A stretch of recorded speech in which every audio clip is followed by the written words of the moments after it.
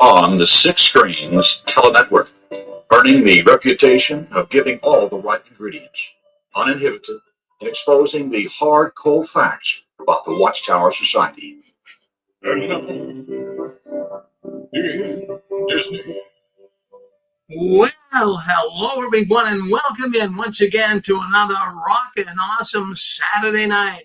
Friends, I'm so glad you're with us tonight. What we do here at the Six Screens is we expose one of the most dangerous organizations on planet Earth. Of course, that is the Watchtower. And you're probably saying, come on, Rick, is it really that dangerous? Yes, it is. Stop and think about it. How dangerous is it when you have an organization that will cut you right off the family arrangement? You got mother, you got a father, you got sisters, you got brothers. You don't want to be a witness anymore? Bye to you, pal. You're spiritually dead. And what about all the people that die refusing blood transfusions? What about the people that commit suicide because of the shunning? I have to tell you, I'm not just beating around the bush here. We're dealing with a very dangerous organization. And that's why Anne Marie has been coming on here for a number of years. She knows how dangerous it is. She'll back me up. She was a witness. And let me tell you, she's got a lot of stories to tell, but she wants to talk to you tonight. Anne Marie, are you there with us? Right here with you, my brother. How are you and Susan? Well, I have to tell you, Anne Marie, spring is now here. And what a beautiful thing that is. When you come out of a winter, this winter was not a whole lot of snow, but cold. But when you come out of a cold, blustery winter, I see people walking around in T-shirts, people out camping. They're doing everything. This is a wonderful time of year. Wonderful. I'm so happy for you. So what's spring like in Northern California? It's been interesting. Nice and hot weather, sunny, beautiful skies, and then all of a sudden we have a storm. Right now it's kind of cold, but it's beautiful. I'm grateful we never have a dull day. Never dull day, that's for sure. Well, Anne Marie, I talked to you a little bit. I guess you're going to be talking about service. Everyone listening to this program, I believe, understands what service is. If you're not understanding, Jehovah's Witnesses have, as long as I've known them, they have to participate in some type of ministry. They call it service. So all of you people listening tonight, at one time or another, you participated in service. And I'm sure you have the good, the bad, and the ugly to tell Anne Marie tonight about your service experience. Right, Anne Marie? Yeah, it sounds good to me. I mean, it's something we never really talk about, but when I thought about the fear of Armageddon, the fear of losing family, we also had that fear of not getting in our time and the whole thing. Well, there you go. So what I'll do is I'll cut you loose. You can do your program. I'm here if you need me, Anne Marie, and I'll be watching for the mute. If there's any issues, don't worry. We'll step right in, okay? Okay, I'm going to keep trying to call in on the 1209 number. Right now, I mean, right now, Anne Marie, is sounding really good. Is there any reason why you'd want to change? Because this is a phone that just suddenly the microphone doesn't work. It drops calls. It's a very bad phone. So okay. Stay in the Lord. To the Lord. Okay, thank you, my brother. Okay, thank you, Anne Marie. Thank you. Welcome everyone in to our wonderful Six Screen Saturday once again. Today is March 22nd, 2025. This is the first show of the weekend, touched by the tentacles of the Watchtower, and we all were, and a lot of us still are. We have so many things, so many stories, each one of us. And I want to welcome everyone at wherever you're at, mentally, spiritually, emotionally, when it comes to the Watchtower and your experience in it. I want to welcome, as always, the PIMQs. Those are still physically in the Watchtower. faithful to the Watchtower, but mentally they're questioning. I worry about them the most because they're kind of on the fence what's going on, but they're scared. Maybe Satan's trying to take over their mind. I want to welcome also the PMOs, those physically in, but mentally they are out. They have done the research. Their eyes are open. Their ears are open, and they know and see and hear the reality of what the Watchtower really, truly is. It's almost like a snake in the grass. Everything looks beautiful. You don't realize the danger. They stay in the organization mostly because they don't want to lose their wife, their husband, their children, their mother, their father, their friends. The Watchtower sets you up from the very beginning to only have relationships as much as possible, even if from whom you rent, who you work for. They want you to have your life completely surrounded by Watchtower. So that if you ever dare to think you can walk away, they will rip your entire support system out from under you, label you wicked names, saying how evil you are, you turned against God, and everyone will shun you. It is an evil, evil organization. And it's sad more so because it's made to look like it's all hearts and flowers, sunshine and butterflies. But the reality is it's poison. It's really bad. So I just want everyone listening. I am here to listen. I'm here to validate, support you, and encourage you. Would anyone like to come in and hit *6 and say hello, Sarah? Tell us how you're doing, how your week was. Go ahead. This is your show.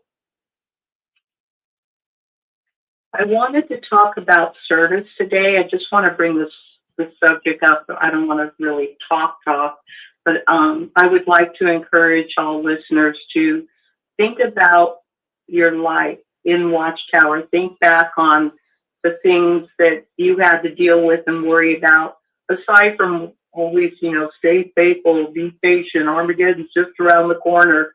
The stress of being in the Watchtower, the stress of serving the Watchtower, the stress of worrying that you weren't doing enough or that you're going to get in trouble. And talked about, oh God, the gossip was terrible.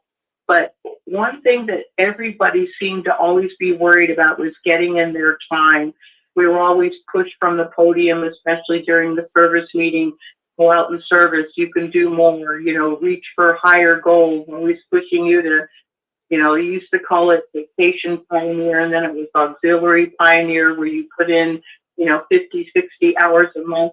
And that a lot of times is on top of trying to take care of your family, hold down a full-time job. And even if you somehow manage to arrange your affairs so that you could serve Jehovah better, they always push you to do more. Never a pat on the back while you're doing fine work, brother. You're doing a great job, sister. No, it's do more. And if you ever dare to step down because it's just too much, it makes you feel like you're a big stain on the congregation, like you're a failure, like you brought shame on Jehovah. It's a sad thing. Personally, I never felt the stress too much to go out in service because I always felt like my children were the most important people on the planet. I always wanted to be there for them, and it wasn't very much time that I could spend with them because they were always in school. I was working, and Saturdays usually was the only day I had with my kids when my job didn't make me work on Saturdays. So I wanted to put my kids first. I got chastised for it, but there are experiences that I remember regarding going out in service, trying to go out in service with my children, and it wasn't good. But I'm wanting to know if anybody can think back on maybe they did street work. That's old school, like in the 60s. We used to stand on the street corners in the financial district and hold up the magazines, and we were taught to watch everybody and have good eye contact and smile and nod and try to be encouraging to make people want to stop and talk to us. And nowadays, every time we see witnesses at the carts, they're not looking at anybody. They're looking at their phones. They're looking at each other and talking. And there's no Bibles on the carts. It's a weird thing. And especially during COVID, I used to get a lot of written letters, a lot of times handwritten letters. And I'd read the letter and look at the handwriting, thinking, this looks like a 14-year-old girl wrote this letter by hand. Her forehand must be tired because, you know, they had to write a lot of letters.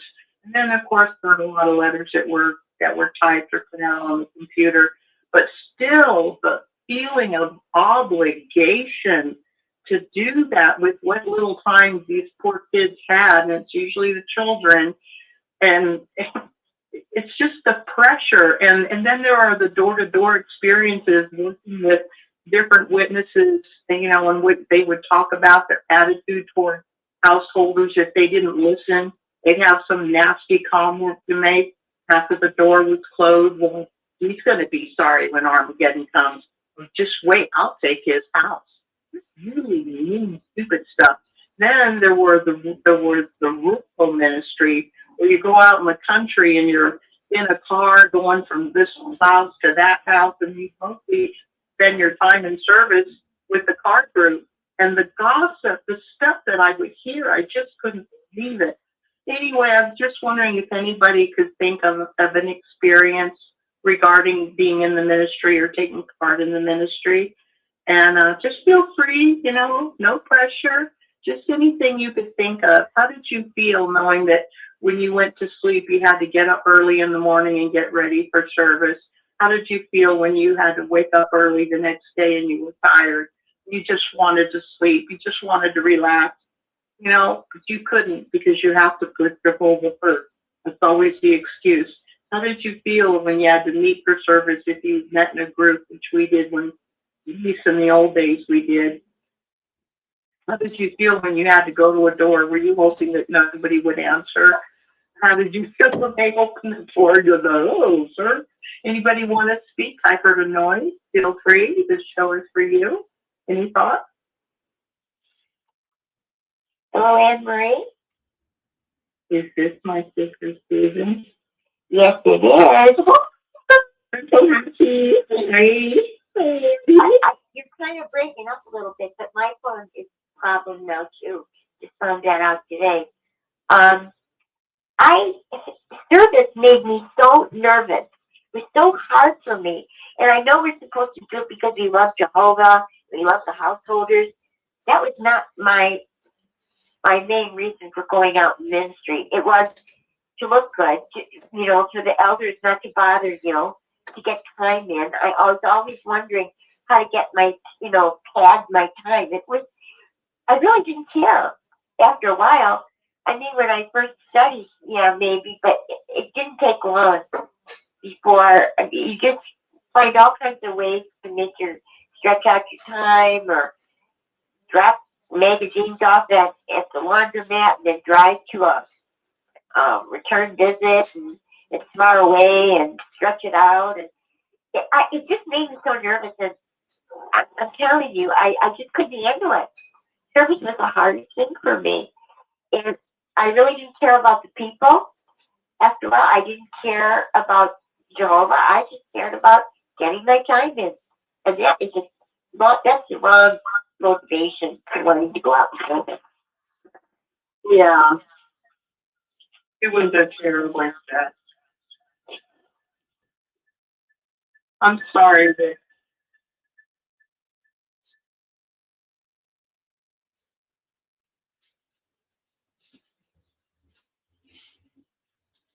Am I still listening?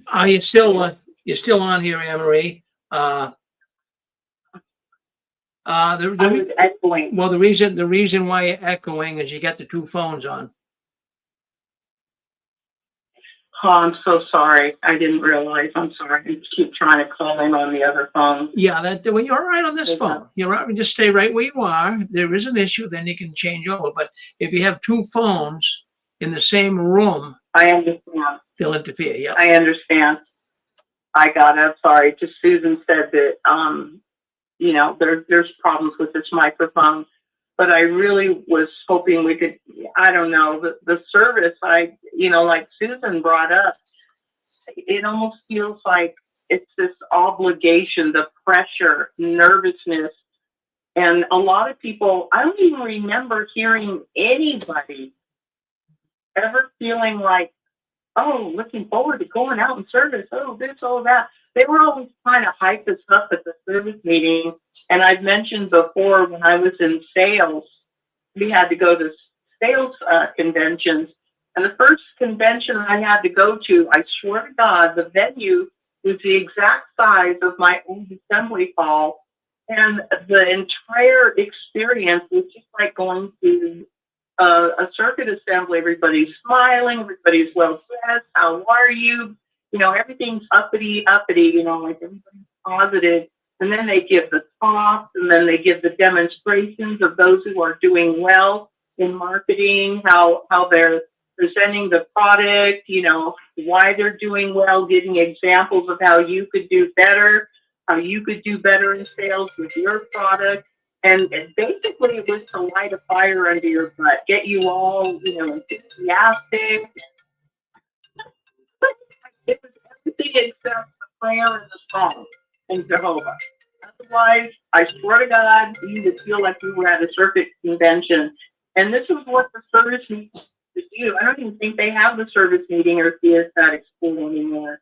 It was always get out there and serve Jehovah and sound the alarm and you know, let everybody have a chance to, you know the quote unquote truth. And I remember one meeting at the brother at the podium was saying, you know, how would you feel if you woke up the morning after Armageddon and you walk outside and you see your dead neighbors in the street and you see the bodies of your children's teachers and you work at your doctor's office and the grocery store and the bank, and you're walking by the dead bodies and saying you're sorry. Well, you can go out there now and try to warn them before it's too late, because Armageddon is just around the corner. It was always like this frantic, got to do it now, got to get it done, do more, do more. And it was just so, I don't know, it was just so much mental and emotional pressure. And it's like I realized that we were being pushed to be cult recruiters, because I didn't know that the Watchtower organization really was a cult. I had heard that it was a cult, but everybody who tried to tell me, I thought they were crazy. To me, a cult was like Jim Jones, but it really is a cult. It fits every single major criteria of a cult, but it's even worse than any cult I've ever really investigated, because they are so smooth and they come across as so loving and so spiritual. And it's like everything they proclaim and portray themselves to be behind closed doors is the opposite. Like, you think the elders are loving shepherds that meet together to discuss their concern over someone in the congregation. How can we help Sister Erring? How can we help Brother Doubt? But no, it's like they're swearing. Sometimes fist fights actually break out. It is insane, and they're mean, and they're narcissistic and egotistical. Not all the elders. I've met some wonderful, lovely, lovely brothers, but it's just a sick, sad, twisted organization. And to push and push and push, especially using guilt and shame and fear, to get these poor brothers and sisters and the young ones to do any kind of work promoting the Watchtower, trying to get people to come in. I had a young boy and his father. I didn't see the father because he was standing away from the door, but I had a young, well-dressed Jehovah's Witness boy, about 17, very handsome, nice suit, very polite, smiling, tried to, tell me why he was there. And I caught a glimpse of his father on the other side of the door, and he just looked like he was mean. He just looked like he was mean. And there's this boy, so polite. And I said, thank you, because he said he was looking for Hispanic speaking, Spanish speaking, and I'm white. I don't really speak Spanish. And he was so polite, and he moved on. And then about, half hour later, I looked out my window. I'm up on a top floor, and I could see up the street. His father was standing there just chastising him and lecturing him. And this poor young man, right out there on the sidewalk, hanging his head, his hands in his pockets, kind of shuffling one foot back and forth while his father is just riling on him about God knows what. And I tried to put it out of my head because I felt so bad for this poor kid. And, you know, every once in a while, 5-10 minutes, I'd look out the window and the man is still railing on this poor kid. And I was thinking it was a good thing that my husband wasn't here, because I think my husband would have told this guy off. I think he would have really laid into him because it was so wrong. And I just thought of all of the pleas that I see on XJW Reddit site.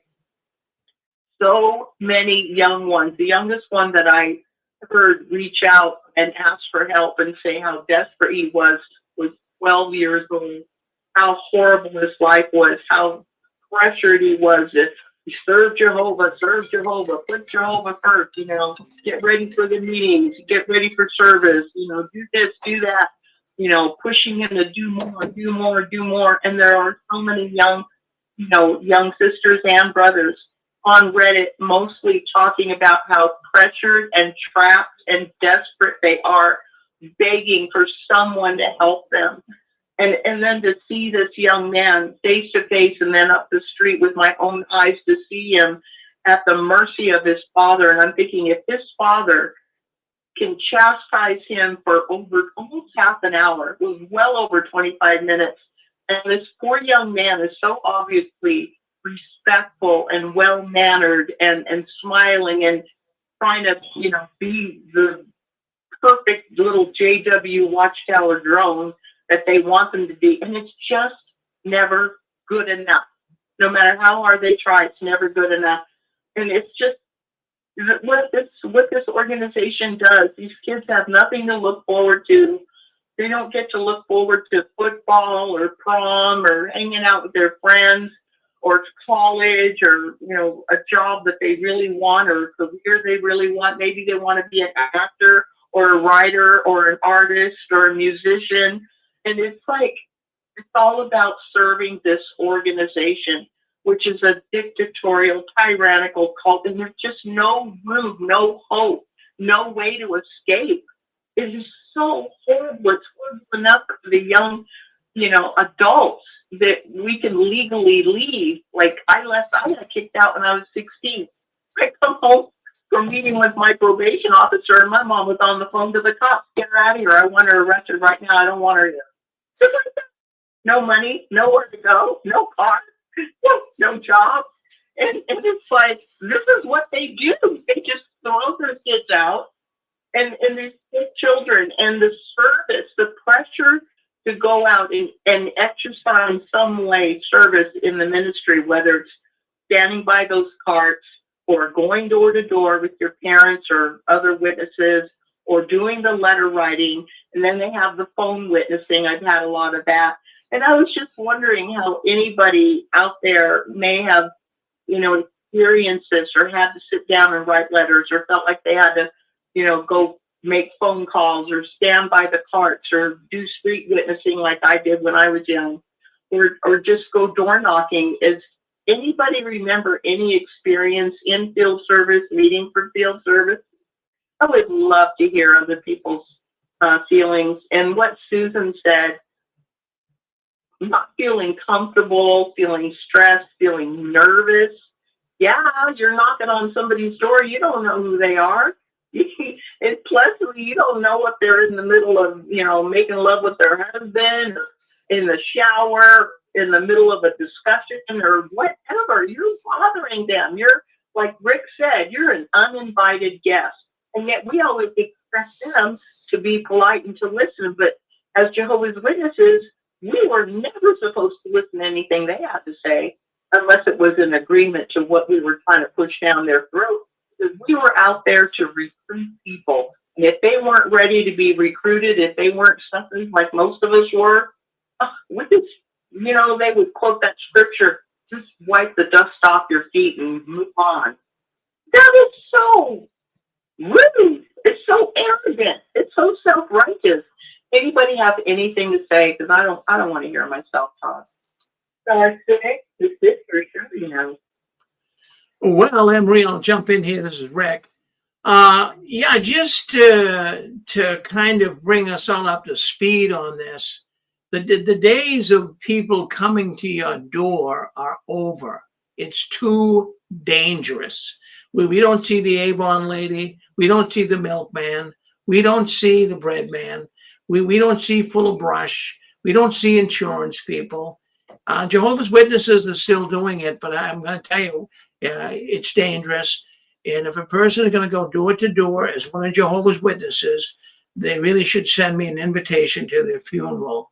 I mean, it's that dangerous, Anne Marie. I'm not trying to, look for sensationalism here. But in the last 2 years, we reported here on JW World News of numerous people that have been stabbed, shot, killed, raped, murdered in the service work. So, I can go on the record to say it's too dangerous to do it. And for the Watchtower to continue to even encourage it, they've got to have a hole in their head. It's a very, very difficult thing. Look, I had two daughters that were pioneering, 17, 18, 19 years old, while they were still living with me under my roof. If they were still with me today, I would tell them, don't go out in service. Don't do it. I mean, even back then, when I was going door to door, that would have been, 20 years ago. When I was going door to door then, it was too dangerous. But really, I had a guy pull a gun on me, 357 Magnum pulled it on me. And another thing that people were angry. And like I say, as you said, we're uninvited guests. Now, nobody invited us. So, we're really there at our own risk. And I remember one door I went to, I knocked on the door. Nobody came at first. I knocked again. And I felt, when I was in service, I treated it with a high level of accomplishment. I wanted to accomplish something. I mean, a lot of witnesses would go through the motion. They'd knock very lightly on the door. If nobody answered, they'd take off. Oh, good, nobody's there. But I mean, I felt like, hey, look it, I got to preach to these people. I know I might have been a little too strong, dogmatic, whatever you want to say, but I would stay there really and make sure they weren't home. And I remember one guy knocked on his door once, twice, then finally came to the door. He opens the door, he's got a big stogie in his mouth, blowing smoke out at me. He says, are you one of Jehovah's Witnesses? I said, yes, I am, sir. He says, well, he says, see that flag? See, they had a flagpole on his front lawn. He says, see that flag? I want you to pledge allegiance to it. I mean, this guy was rude. He was insulting. And I said, sir, I don't do that. As one of Jehovah's Witnesses, I don't do that. Then he slammed the door. I mean, we weren't, sometimes we ran into happy people, right?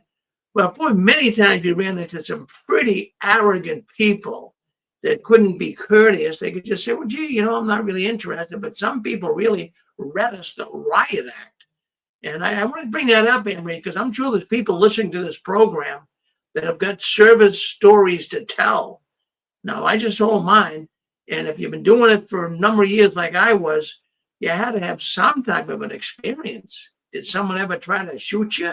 Did someone ever try to stab you? I mean, this goes on. I read in the last couple of years, there was a couple out in Argentina to witness pioneer women going door to door, and somebody took a knife and stabbed the both of them. So, this is not something that never happens. It's pretty dangerous, Anne-Marie. It's pretty dangerous. In the Watchtower, it's not that they're not aware that these things happen. I mean, they always would say, oh, well, you have the protection of the angels. BS. You're going out there at the risk of your own body, limb, and life. And it's like, oh, but you have to please Jehovah. You have to trust in Jehovah. And it was ridiculous. And my thing was, like, I remember this one guy that opened the door, and he listened to my presentation, and then he just kind of looked like, oh boy, here we go. And he took a breath, and he said something, and I said, what do you mean? And he took another breath like he was tired of it. And he said, well, let's start with, and he brought up the scripture. And the sister I was working with grabbed me And she said, we don't want to talk to apostates. Come on, we're here to find Jehovah's Witnesses. And I remember looking back at him with an apologetic look on my face because that was so mean and rude. That's supposed to make people want to join or be interested in what we have to say. Would anybody like to comment? Thank you so much, Rick, for bringing out that information. Would anybody like to hit star 6 and give us an experience? Like, I don't know about you, but we used to meet at the hall on Saturday.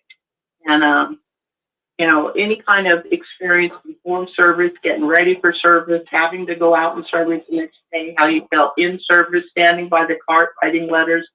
Anybody have anything to share about how you felt about it? Hey, who's this? This is Fran. I'm sorry? This is Fran. Fran. Oh, it's so good to hear your voice. How are you? Good, good. I figure I'll come in and say something. You're talking about service and experiences in service. Yep, stop, please. Well, I actually enjoyed service. I was one of the ones that I liked service. I really did. I enjoyed talking with people, making return visits, starting Bible studies. I had quite a few, but I just generally like people, so I think that's, you know, why they studied. But there was this one time I thought it was a really good call. The lady was very engaging. She was telling me all about, you know, how she lived in Minnesota and she was an airline stewardess and how she moved here in our area, helping out her father or something. So we talked quite a while. So when I wanted to go back on the return visit, I asked Joe, I said, Joe, would you like to come on this call? It's a really good call. This woman was so interested. I get to the door and she looks at me like she had changed personalities, and she looked like she had seen a ghost, and she slammed the door so hard that the whole porch shook. And Joe said, wow, that was a good call. I go, well, it was. So either she had heard something in the meantime, or I don't know what, or, you know, she was just bipolar, I don't know. But anyway, I thought that was funny because what a change from the, you know, first call to the return visit.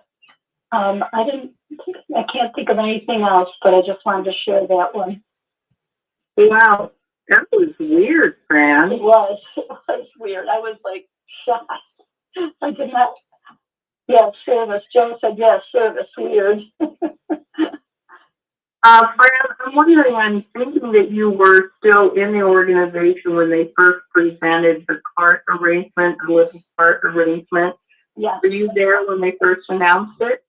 Oh, yeah, and I did it. We actually had to go to a, you know, like a class on it, and they would tell us, no, you're not supposed to be on your phone, and you can't drink coffee, and you have to be very attentive. And if anybody shows any interest, you know, you can engage with them. And they did these different skits. And one skit, they, you know, the witnesses played the person. And they had someone that came up to them and was kind of belligerent. And so they said, now, what do you do in this situation? So they said, well, you take the person off to the side, away from, you know, the cart, and you try to talk to them and try to calm them down. And then there was another one where the witness, she was really a witness, but she's pretending to be like just you know, she was busy on her computer. She was kind of half listening, and she saw how the witnesses treated people, and so she thought that was pretty nice. You know, they just had all these different skits and how you were supposed to react to them. They have all the ones that I've never seen, except one couple of sisters.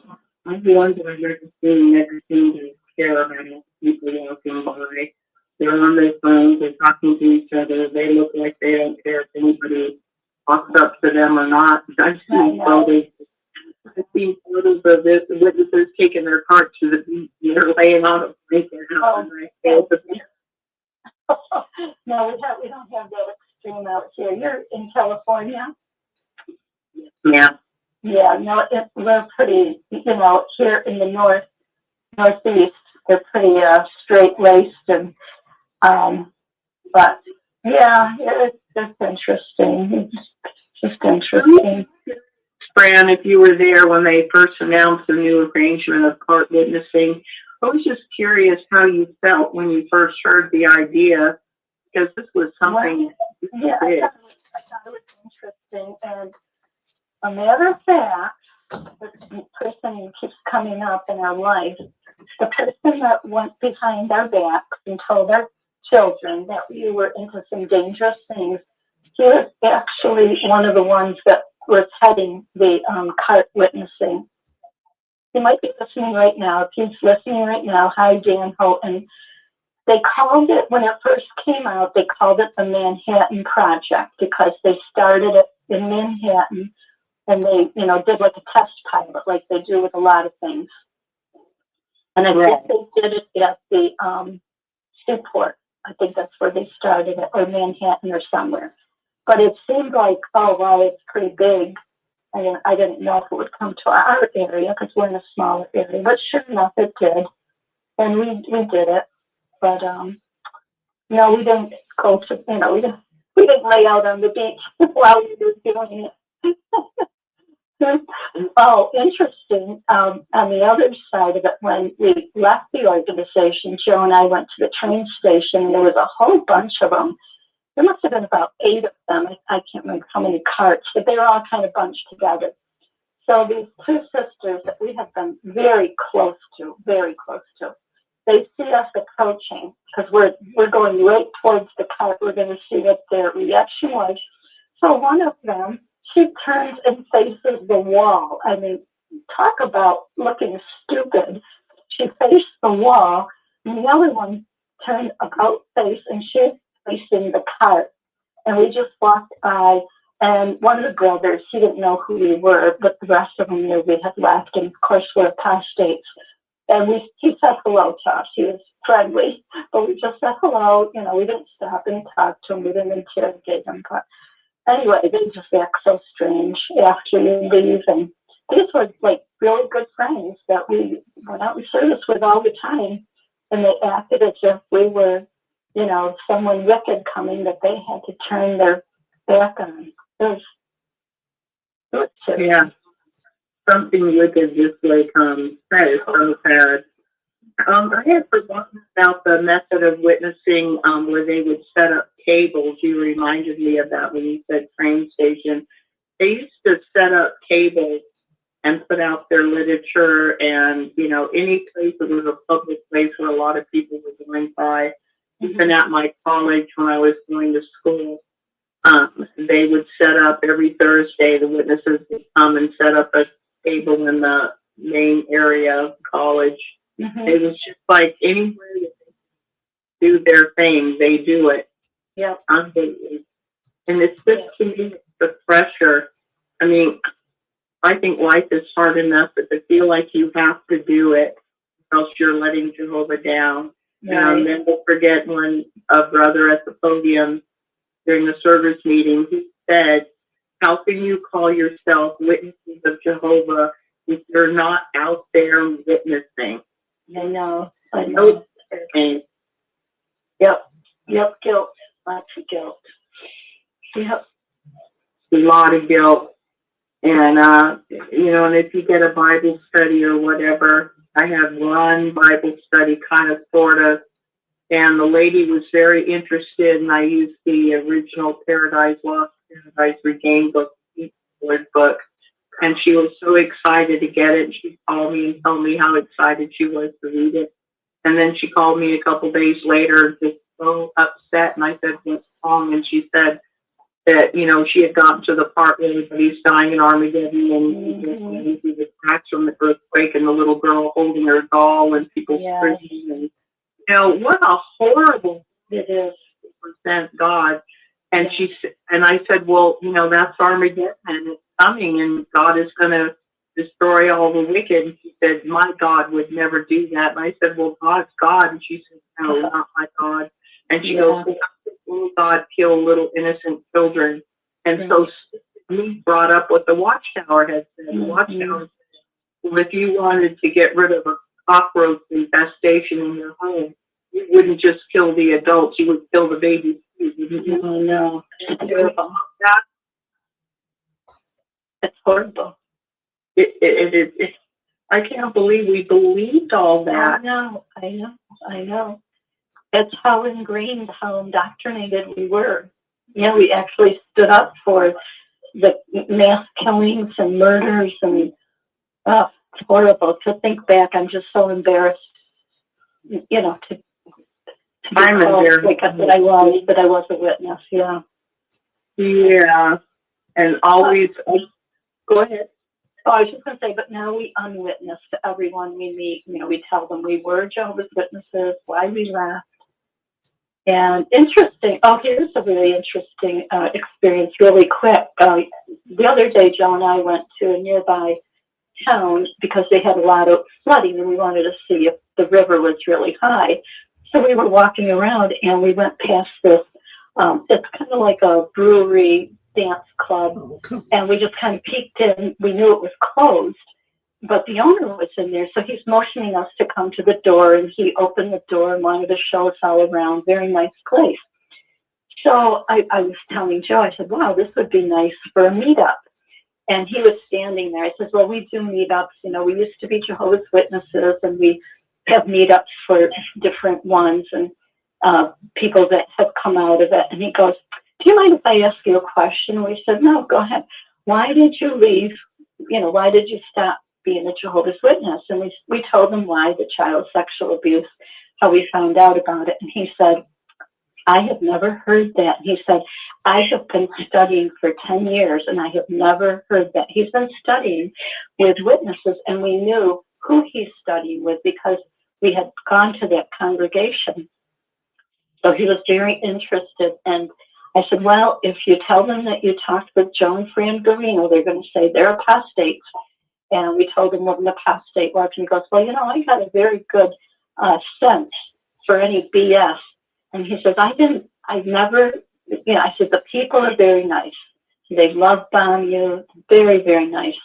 But, you know, once you get in, and if you find out something and you want to leave, then he said, well, there is this scripture about not eating with, you know, a wicked person. I said, we aren't wicked. We didn't do anything wicked. We're still married. We don't do drugs. We're not cheating on each other. We didn't do anything. We just left because we didn't want to support that. Well, we gave him an earful, and he really appreciated it. So it's going to be interesting when he goes back to his Bible teacher and tells him, you know, that he met the Garinos. So, I mean, because we know them. But anyway, I just wanted to share that with you. Well, I'm so glad you did, and good for you, because, you know, I really know those that study, you know, with trusting ones, because they are good and so friendly and so helpful, and so, you know, they love mommy. But if you ever tell them that there's some things that you don't want to study with them anymore, they from you so fight. Yeah. And tell everybody to shun you. Yeah. Yeah. Yeah. That's so true. Well, maybe someone else wants to call in. I don't want to take up the whole show, but maybe someone else wants to call in. Oh, Fran, I'm so glad you called in. And if you think of anything else for Joe, your Joe, he's always such a sweetheart. It's hard to hear him, though, but I love how he... I'll tell him to speak up if he does. Okay. All right. Good show, Anne-Marie. Thank you. Oh, bless your heart. Thank you. So call in back in. Something. Yes. Is this Stephen? Stephen? Yes, it is. How are you? I'm happy to hear your voice. Tell me how you are, Stephen. I am great as usual. I was just thinking about this. So many things when you bring up field service that I wouldn't even know where to start. But I think I'll start here. I think towards, you know, when I really, what am I going to say? I think kind of towards the end, I had an uneasiness. I didn't mind, getting dressed and going and all that because I've been doing it for so long. It's like all you have to do, right? It was obligatory. But I think that what really began to weigh on me was, what did I really have a full understanding and accurate understanding? Because I know that they love to say that, the entire Bible has this one singular message and it's all harmonious and this and that. I never felt like that. I never felt that it was harmonious, wrong or right. Really, especially towards the end, to me, there were individual books written by different people at different times and under different circumstances. It's not harmonious. And does the Bible contradict itself? Absolutely not. And we're not having a theological discussion. I'm simply saying, when I'm going out trying to talk to somebody about this book, there's no way that I can say that I thoroughly understand it. And then when you pull up different translations, their word is different. So how do you even get to the bottom of that? It was that really started to kind of, weigh on me. And I remember talking to this very nice lady. I mean, just the nicest lady. And she was an older lady. She was a second or third generation Catholic, I believe. So here I am standing out her door, basically telling her that she needs to read the Bible, because she said she never read the Bible. She was probably in her 70s, raising her grandkids to be Catholics. Never read the Bible, and it just, that's a fully indoctrinated witness. You will meet somebody that's told you they've never read the Bible. It's like, what? How have you lived this whole life and never read the Bible? So I'm encouraging her. She said, "So you really think I should read it?" And I said, "Well, yeah." So what is your holy book or whatever? And I think it was a Catholic, some Catholic book or whatever.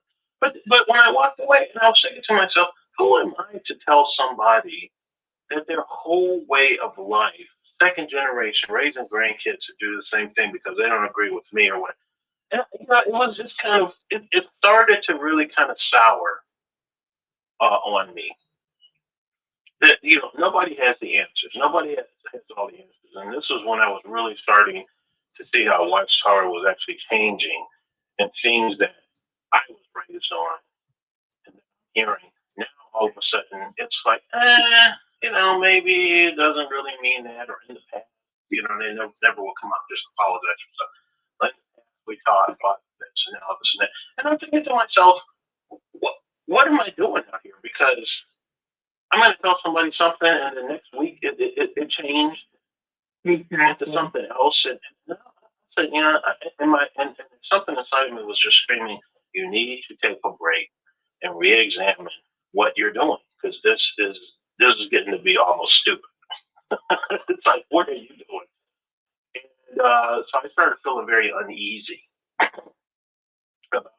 And then the other thing that I thought about, I don't know if anybody's ever thought this way or ever voiced it. It's kind of like marketing, and I know Mr. Farron is knee deep in that. But when you have a company that first comes out, or a product that first comes out, they market it very aggressively, right? Got to get the word out about this new cell phone or this new whatever. But then over time, as people know that this is out there, you don't market nearly as aggressive. In fact, there are companies that I pay attention to this. They advertise once a year, and that's during the Super Bowl. That is the only time during the entire course of the year that they advertise. And it's a lock company. And if I said, name combination locks, you might think about high school. There's one company that makes that. They advertise once because everybody knows about it. There's no need to constantly advertise something. And I couldn't help but think about that with Christianity. Why do we feel the need to have to go out and knock on people's doors to tell them about a Jesus that they already know about? Right. It just, a lot of it just did not make sense. It's like, what are we doing? In my entire life, I've only met one person who had never even heard of Jesus, never heard of Jehovah's Witnesses. Now, she heard of Jesus Christ and knew very much what Christianity was. But when I said, Jehovah's Witnesses, she'd never heard of them. She was from a different company. She worked nights, and she just never encountered one. That's one person in my entire life. She knew about Christianity. So if everybody knows about this, what does there need to go out and advertise? It's just a lot of things that just did not happen. Mhm. And I found it very counterproductive. We weren't accomplishing anything. We're knocking on doors. 98% of them, there's nobody at home. The few that are there are busy doing whatever it is that they're doing. And I kept thinking about when you go in the scriptures and you read about Jesus, Jesus preached in marketplaces. He preached where people were, the well and on the road and all this kind of stuff. And I'm like, why aren't we doing that? Instead of knocking on doors and we almost know nobody's at home. Right. It just shows a lot of things that just, my brain was like, this is stupid. You need to go sit down somewhere and figure your life out. This is dumb. This is so dumb. And that was kind of the end as far as that goes. And then if you do find somebody, what are you really even talking about? Yeah. You preaching the Bible, or you preach a message from Watchtower that's constantly changing, doesn't make any sense. So I've had conversations with people that were very knowledgeable, even more, in my opinion, than me. And they would bring up points that I had no defense for.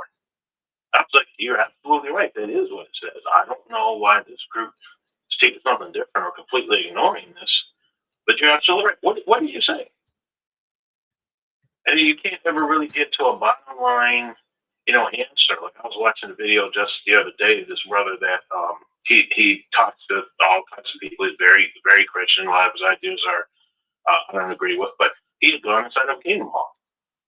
And he raised his hand to answer a comment, and he started talking about whatever. And then they said, "Well, listen, let's wait on that.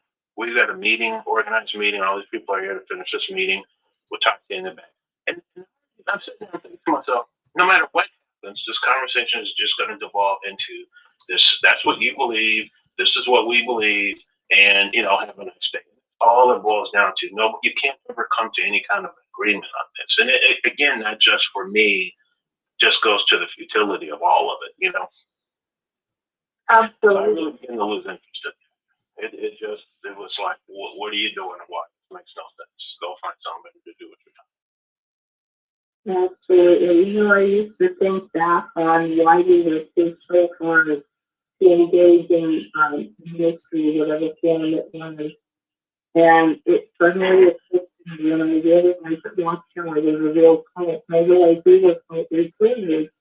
And I realized, oh my God, the core reason in my mind why Watchtower is always pushing to engage in the ministry is they want you to always get your indoctrination, your programming reinforced.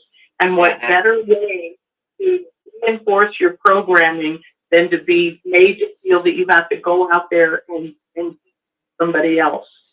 Because we weren't talking about the Bible. We said a Bible, but it really was to get them to get into one of the Watchtower's cult reading or magazines to get them started in the program. Hey, Anne-Marie, I'm gonna step in here, Anne-Marie, for a second. We are having trouble with your phone here, cutting in and out. Are you nice and close to your phone? I have to enter away. I'm so sorry for that. All right, so we do have a bad phone. Do you want to try the other phone? Yeah, but you said it causes echoing. Well, if you shut that one off and try the other one, don't leave them both on together. Okay, I'll do that. Let's try I'll that. have to hang up. See, go ahead and hang up. We'll let Anne-Marie do that because what's happening is, on YouTube, it's very hard. It's cutting in and out. So we're going to try to get that sound adjusted. So hang in here with us. We'll get Anne-Marie back on. Yeah, you can have two phones on at the same time. So she can cut that one off and see if we can't get her on the phone that will be able to at least be able to hear her better, because that's what you have to do. It makes it very difficult to listen in when it's breaking up and down like that. So we'll see if we can't get Anne-Marie back on. We'll see what happens, but you're on the 6 screens, Telenetwork. You run Anne-Marie's program, Touched by the Tentacles of the Watchtower. Did you want to say something, Dick? Yes, I did. Thank you, Rick. I should say this before Anne-Marie gets back on. I had an experience many, many years ago now, back in the 80s, I believe. Two situations happened on the same street.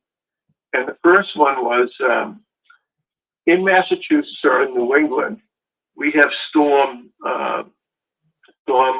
porches, outside porches, and they usually don't have a bell to the house. So in order to ring the bell for the house, you have to go onto the storm door, or go through the storm door on the porch and ring the bell. So I think it was a June morning, Saturday morning, and so I opened the storm door and started walking towards the bell, and I looked to my right, and there's a guy sleeping on a chaise lounge in his boxer shorts. The fly was kind of open; you could see his pubic hairs, and I'm on this guy. I'm actually in his bedroom for that night. Evidently, it was a nice night to sleep in. Maybe he had a few beers. I don't know, but I'm thinking I got no business being in this guy's bedroom or on his porch. And that was one experience I had. And then on the same street, maybe 2 houses after that, I go onto another porch and go to ring the doorbell. And so I ring the bell, and there was like 2 steps to go on level with the kitchen floor. And when I pressed the bell, this hound come out from one of the bedrooms. It was a Great Dane, and it charged me. It just come. Now the door was closed, and there was plexiglass, in the door. That hound charged me, and I'll tell you how big it is. I'm just under 6'3", and there's like 2 steps to get to the level of the kitchen floor. That hound was looking me right in the eye. That's how big that dog was. And I'm sure if that door wasn't there, that dog would have had me for lunch. So there's a lot of you're taking your life in your hands going onto somebody's property. I've seen signs saying that they shoot and ask questions later, and beware the dog, and all kinds of signs like that. People really don't want you knocking on their door at 9 o'clock on a Saturday morning when they probably work 12-hour days for 5 days in a row. So, going door to door can be very intimidating, and it can be very dangerous, especially if you're an attractive young sister and you're going door to door and you're not going with somebody and you think the angels are going to protect you. Well, that's a wives' tale. I mean, there's no angels going to protect you. Many people have been stabbed, and as you alluded to earlier, raped. And, going door to door can be very intimidating. Thank you, Rick. Well, thank you, Dick. I believe we have Anne-Marie back on with us. Anne-Marie, you back on? Yeah, but I don't know how long it's going to work. Wasn't there a sister? We heard about a sister that was really badly bitten and mauled. I mean, she was like in intensive care, or at least in the hospital when she was out in service. She got attacked. Wasn't there a story there? Well, anyway, I heard it, and she got hurt really, really bad. Anne-Marie? Yes, who's there? Yeah, it's Fran again. Fran, we knew a sister in Florida. She was an elderly sister. She was attacked by a pit bull, and she had really, really bad, she had to have a lot of surgeries, and all over her arms, face, hands. It was horrible. But that was a true story. It's really, really scary. I did have a sawed-off shotgun pulled on me when I was 16, but I was doing door-to-door encyclopedia sales. But I can imagine it felt like I was doing service because we got territories, and I was always working by myself at night. It's a scary place, and for the organization to push and push and push and never talk about the dangers. Yeah. And then have the gall to tell you that, oh, the angels are with you. You know, really, they're such liars. Well, it reminds me, our daughter was in Jamaica pioneering, and Jamaica, the first place she was in the country, and that was okay. It was, you know, pretty safe and everything. Then her roommate wanted to move to Kingston, and her roommate was this tall black girl, beautiful, and our daughter is petite, white, pretty. And I'm not just saying that because I'm her mother, but she is. Well, she did not belong there. They moved to Kingston, and this big black girl, her friend, roommate, she was telling our daughter to protect her. She was afraid and being, oh God. And she was from Chicago. Oh, okay, I forgot that point. Anyway, when we went out there to visit, our daughter said, you know, I've been having nightmares. And she thought maybe with us coming out there, you know, they would go away. But it was because she was always under constant fear and attention. And the brothers there, they didn't think anything of it. They said, oh, Jehovah will protect her. And we go, baloney. She's getting out of here as quick as we can get her out of here.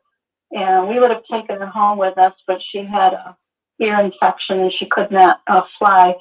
But she got a ticket as soon as you know, she got better and came back home. But we were very afraid for her life. There were dead dogs on the street. It was just horrible. You know, you had to take taxis and things like that. And we said, no, this is no place for you. And I don't care how much you believe Jehovah's going to protect you. It's not going to happen. So she did come home, thankfully. And she didn't have any bad incidences.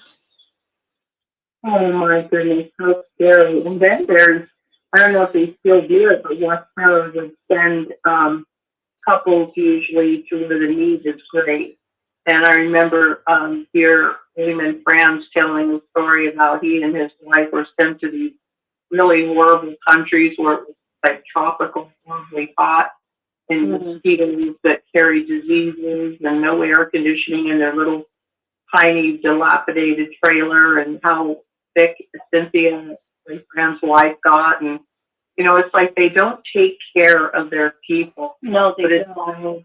But it's supposedly serving Jehovah. And the way you just reminded me. She also called us when we were back in the States, and I don't know at what point this was. I think it was before we went to Kingston. And she called up and she said she had dengue fever, right, Joe? It was dengue fever. We go, oh my goodness, what is that? She says, I don't know. But she says, I'm dizzy. I'm seeing blur. I'm seeing double vision. Well, apparently she got so dehydrated, and it was on a weekend when all the friends were at a convention, so she was there all alone. So we're researching like crazy. And we said, all right, you've got to make up this solution of, what was it, Joe? Sugar and something that rehydrated her with 3 ingredients. And so she got them. What was it? Oh, yeah, like Pedialyte that you can buy. And she had the ingredients and she made them up and she started drinking that. And thankfully, you know, she started becoming normal again. But we were so afraid that, you know, she was going to either die or go blind. We didn't know what was going on. So all these stories are so crazy. Yeah, and what really gets me is the Watchtower is always talking about the worldwide witnessing work, and supposedly all your donations is going for the worldwide witnessing work. And in your mind, you're assuming that it's to support the missionaries or the pioneers or the successful pioneers, and they don't help them at all. I heard one group of sisters that was in another country or wherever they were, and they were supposed to be pioneers, and they didn't make enough money, and they ended up going to a strip club to make the money to survive. They had to. They weren't trying to, you know, do anything wrong against Jehovah, but you know, they literally did not see any way that they could make money to survive, pay the rent, buy, you know, gas and so on in a few hours where they could still get in their car. That's like desperation. I know. That's the position that Watchtower puts them in. And it's just like the scripture says, you know, I think Jesus said about the Pharisees that you put heavy loads on the brothers and sisters, but you're not willing to carry the load yourself. That's it. Yeah, that's right. So true. Is there any experience like needing for service or being in a card group? I remember watching a card group in my neighborhood, knocking on doors, knowing that everybody's at work, not one door open. I was out there with my dog, just watching these brothers and sisters in this one card group, and they're all knocking on these not at home doors. And I couldn't believe it. All of them, every single one of them, were looking at their watches. Oh, sure. There's a clue. Yeah. There's a clue. And I'm thinking, I'm standing right here, you know, not 100 feet from them, and not one of them came and talked to me. Well, finally, one of the brothers did walk up to me. How are you doing today? What's your dog's name? At least he tried to engage me. Mm-hmm. But mostly ignored me, but I was watching them for almost an hour. Wow. Standing there. I'm thinking, they're looking for honest-hearted ones. I'm an honest-hearted person. And they didn't even look at me until this one brother, he did venture to come speak with me. And I thought, wow, what a sweetheart. You know, I was just nice to him. But it's just the pressure, the feeling of obligation, the feeling of having to do it when you don't really want to do it, but you have to. And also, I don't know if I could say this if I could, but I was, like I said, I never pressured my children. I never talked to them about getting baptized because I felt like everything should be from your heart. You know, I talked to them about Jehovah. I never wanted them to be afraid of Armageddon. I just talked about how Jehovah loved them and how precious they were, and, you know, all the things that Jehovah has done and Jehovah has created and blah, blah, blah, stuff, good stuff. Wanted to have good feelings. But every, you know, so often I'd say, let's go out and service, and let's do this, and let's do that. And get them all excited and hyped up that let's go out and service.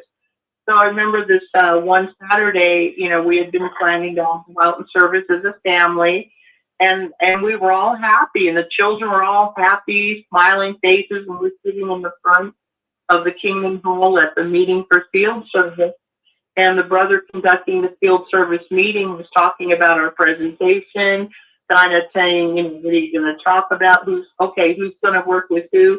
And then he turns to me and he says, Sister Anne Marie, who are you planning to work with?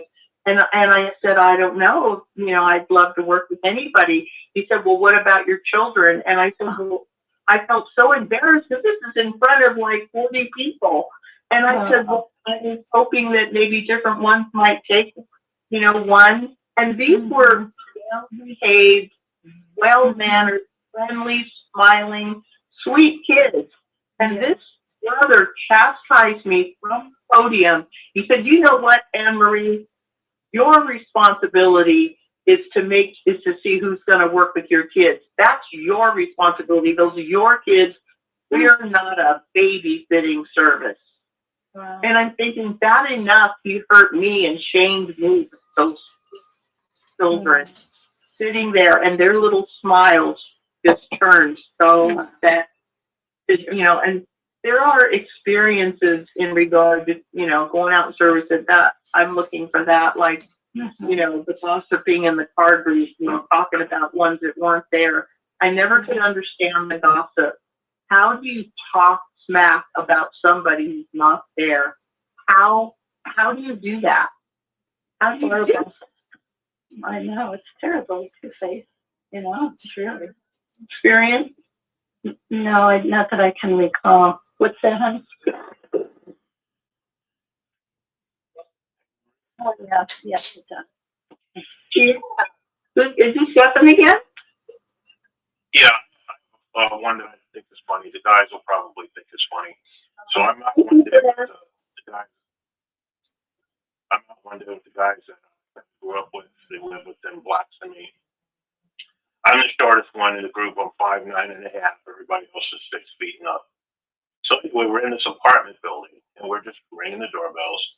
And we could hear this guy coming from the third floor, but it happened to be my door. So I'm doing my spiel, right? And he goes off. I told you, Jehovah's Witnesses, never to come to my door. And I told you the next time you come to my door, I'm going to do this and I'm going to do that.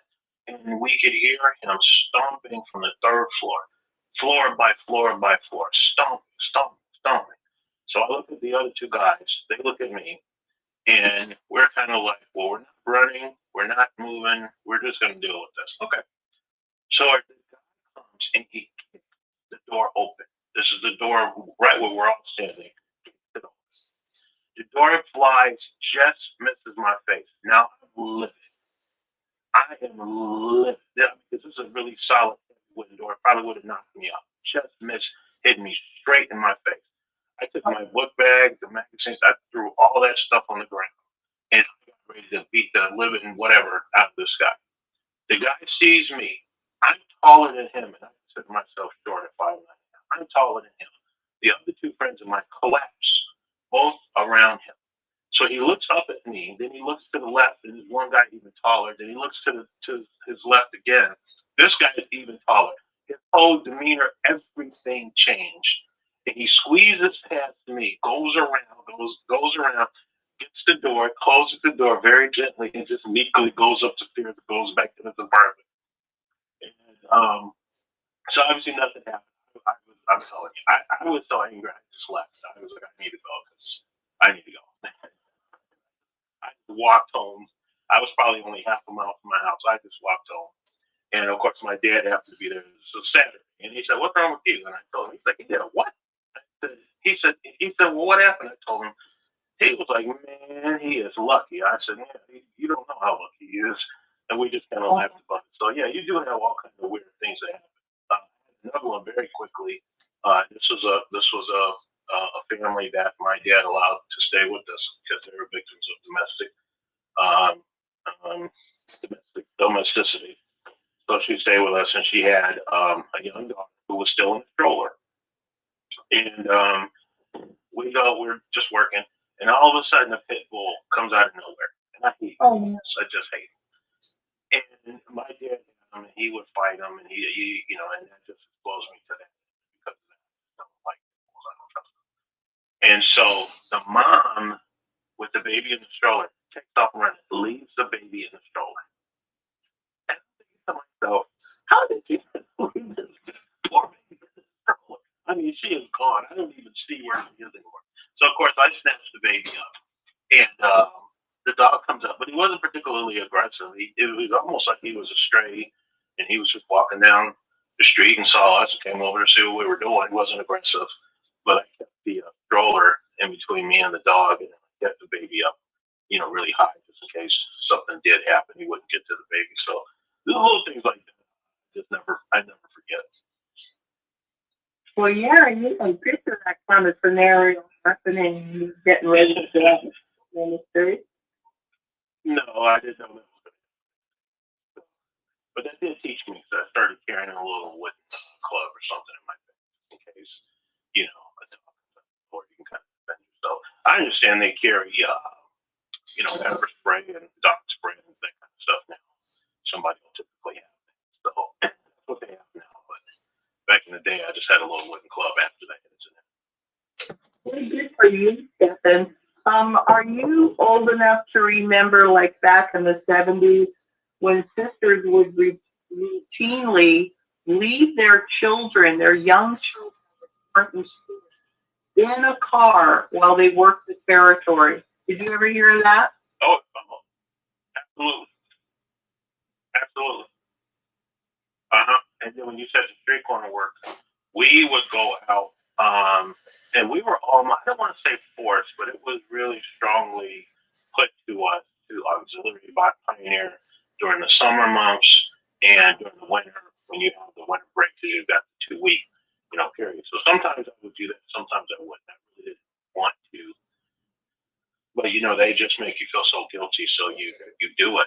So I heard you mention street corner work earlier, but I remember doing that quite a bit. And of course, the winter break, that's December. That's a very cold period in Illinois, snow and all the rest. And we'd be out there, didn't matter what the weather was, but we'd be out there almost about, I would say at least 2.5 hours every single day, even in the dead of winter. We had these boots, these most god-awful, ugly boots. They were called moon boots. They were I know. Yeah. Oh God. But they kept your feet warm, because if they didn't have them, I don't think anybody would have been out there as long as we were. We're talking about 2.5 hours. So we would do, about an hour and a half of street corner, and then we would get to the Kingdom Hall, meet for service, and you're right back out there, and you did that every single day of your winter break. Oh my goodness. How about the sisters that would try to start the clock on their time by going early before they met for service, passing out, or just dropping off magazines in laundry mats? Oh, yeah. That was the other thing that was weird to me. There never seemed to be any kind of consensus on how your field service time was supposed to be reported. I heard people start their time when they get in the car. Other people would start their time until they knocked on the first door. Other people would stop their time when they go to lunch. And if they went back out to lunch, they'd pick it up again. Other people continued to count the time when they were at lunch. And I was always trying to figure out how was this thing supposed to, and apparently I wasn't the only one, because I remember parts where they would go over how you were supposed to calculate the time. I mean, and the point, getting back to the bigger point, was this about, this is what I was thinking in my mind, is this about reaching people and trying to help people? Or is it just about counting time so you can turn in some kind of a report, which was supposed to be the measure of your spirituality? I mean, the whole thing is crazy. It doesn't matter how much time you spent knocking on doors, which predominantly were empty anyway. That doesn't make you a Christian or not make you a Christian. It's how you interact with people. We would walk past people. I remember this one particular day in the street work. The only person I talked to that entire day was kind of like he was indigent, and you knew it, and he was shabbily dressed and all of that. But every time I walked past him, I'd speak, hey, how you doing, smile, and then I asked him about the magazine. I said, would you like to read, this magazine? And the sister kind of grabbed me, and she was like, oh, no, and I snatched my hand back. I was like, you don't grab me. Are you crazy? I said, but it's just not me. I said, you don't tell me what to talk about and who to talk to. You go do what you're doing. And I kept right now talking to this man. I was really pissed about that. But when I thought about it later, we spent an hour and a half up and down the street. Nobody would even give us a time of day. This was the only person who even listened. And he let me do my whole presentation. He took the magazine and he told me some things about, his life. And then he went on about his way. And then I was like, are we out here? What are we doing? Here's a person that wants to talk. Oh, we don't want to talk to him because he doesn't look the way we think a person's supposed to look. And then the people who look the way we think they're supposed to look wouldn't spit on us if we were on a fire.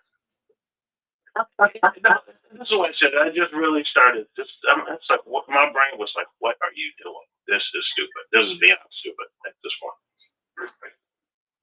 Yeah, it's really sad. Do you remember when umbrella strollers first came out? You do? Well, the sisters were so glad that the umbrella strollers came out, and I used to really feel bad about those poor little babies, strapped in those strollers, because it doesn't support their back. It would make their back kind of rounded because they were just cloth. The strollers were. And those poor little babies would be wheeled around, and I'm talking, a year, 2 years old, where they're not like tiny babies. Tiny babies can handle, but not the older ones. And those poor things would be trapped in those strollers when they should be crawling and playing, and trying to walk and doing whatever. It was like they were little prisoners, but the sisters were so pressured, get their time in, because the Watchtower loves to report, so many thousand hours were spent preaching God's word. Oh my God, what a game. Right. It's terrible. It's all about numbers. And that's because, again, it's not religion, it's a business. And businesses only care about numbers. They call it metrics today, or even big data. But that's all they care about. How many units you sell, how many this and that and the other thing. That's why they want how many return visits, how many placements, how many, it's like, what does any of that have to do with anything? And of course, the answer was nothing. It's just what they needed. And Barbara told us it's because they get paid by certain governments and they have to be able to show this is what they're doing. So that's why they want these numbers. This is why a person will call you at midnight for your field service time. So they can get these numbers into the society so the society can get paid. That's all it was about. Yeah. And that's why I have so much anger. It's like we just wasted our whole existence. And another thing, I don't think anybody brought this up. I don't know about, I don't know if you were born in like me, but for example, if it was a Saturday and you didn't get up for service for whatever reason, you weren't going any place, and you weren't going out to ride your bike later, or going out to the park to go to have fun, or if some other witness. I didn't really get a lot of invites growing up because my dad was disfellowship, so they regarded the whole family as disfellowship. So I heard through the grapevine, they'd all be getting together, going places, but I was never invited. But my point is that even if they did invite me, I wouldn't have been able to go if I hadn't gone out and serviced that Saturday for whatever reason. And that whole generation of kids that I went to the hall, their parents are all the same. You didn't go out, you're not going anywhere. That is so You don't even think about it. You can go ride your bike, play basketball, go skating, whatever it is. If you didn't go out, forget it. Then it turned into, well, did you study your Watchtower? Oh, I said, well, you better get in there and study. And make sure it's studied before you think about going, someplace else. And so I just began to feel in time, because I can honestly say, I think in my whole generation, all those kids that at one point ran that Kingdom Hall, I think there's probably only a handful of them that are still witnesses. And I think a lot of it just has to do with all the restrictions that were placed on them as they were growing up. You could do nothing. exactly. It was always put Jehovah first, but you never could be second. Right. Okay, I put Jehovah first, but where do I fit in? Yeah. Are you and Oh, sorry. Yeah, I wanted to talk about what you said, the Watchtower study. When I first came in 1980, me and my wife were married, we'd be invited over to people's houses for a Watchtower study, if you know what I mean. And it would last like 3 or 4 hours. They would study the Watchtower. And then you have to go the next day and be there for an hour. But it's got to be really tedious. We would not do it anymore. People were just so totally fixated on preparing their watchtowers for 3 or 4 hours and inviting people over to do it with them. It was the most boring ordeal, but it became a Watchtower tradition. Anne-Marie, are you there? I'm right here, dear. Okay, well, I made another poem, and I'm going to dedicate it to Kim Mikey. Okay? And I picked this.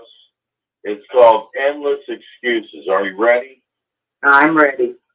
Endless excuses. This is not the life I volunteered for. Explaining the false facts, covering for every negative act.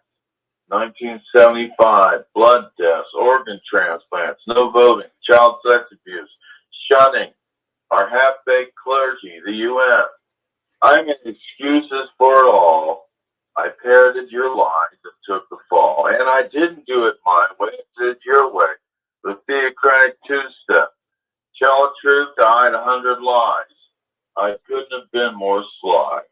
I couldn't be more ready to die. The years of jaded bliss, the hateful hurt from being dismissed. There is no honor among lying thieves, taking your name, your rights, your family, to presume an identity, a twisted menagerie of endless excuses that we swore to lie for into eternity.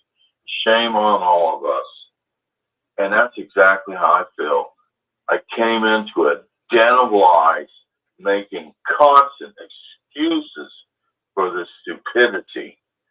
And all they did was turn around and stab me in the back, man.